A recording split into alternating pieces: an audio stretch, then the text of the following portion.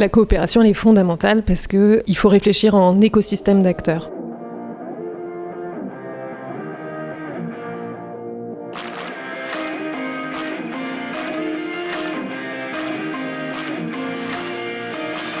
Je représente les entreprises d'insertion et les entreprises de travail temporaire d'insertion. Pour les publics éloignés de l'emploi, on ne réussira pas l'inclusion de ces publics si on ne raisonne pas sur un écosystème. Donc avec des organismes de formation, avec des fédérations professionnelles, avec des OPCO et avec le volet entreprise.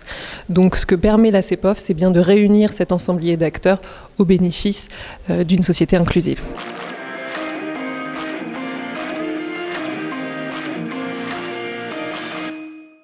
Ça permet déjà de rassembler des acteurs autour d'un même objectif, de débattre dans un esprit de co-construction et de bienveillance, de poser des constats de ce qui a marché, de ce qui a moins marché, pour justement construire demain.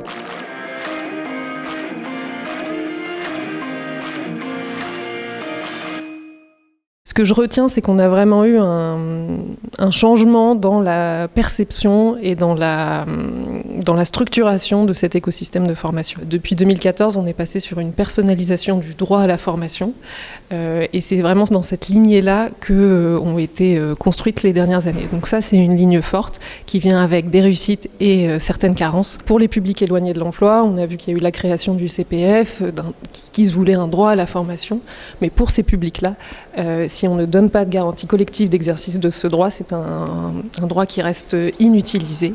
Les publics qui ne sont pas salariés ne vont pas activer des droits, donc du coup vont passer à côté de ce CPF. Donc on a besoin d'investissement public, c'était tout l'enjeu du plan d'investissement dans les compétences qui a permis et des expérimentations et d'avoir un effet volume sur l'entrée en formation. Le diplôme et la qualification restent le premier rempart contre le chômage, donc c'est vraiment fondamental qu'on appuie sur cette société des compétences qui était appelée sur ces dernières années.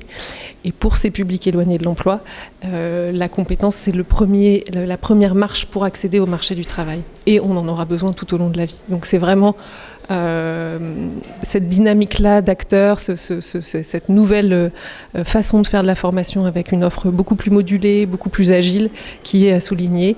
Mais il faut continuer parce qu'aujourd'hui, on est encore sur un constat où on a 9,8 millions de pauvres, un travail qui n'est pas assez rémunérateur, un éloignement de l'emploi qui continue avec un cumul de difficultés sociales et professionnelles qui génère de l'exclusion. Donc on n'a pas le droit de s'arrêter. C'est aussi au prisme de tout l'investissement public qui a eu lieu ces dernières années. Maintenant, il faut continuer, il faut renforcer cet écosystème d'acteurs et c'est ce que fait la CEPOF et il faut continuer à investir dans les compétences.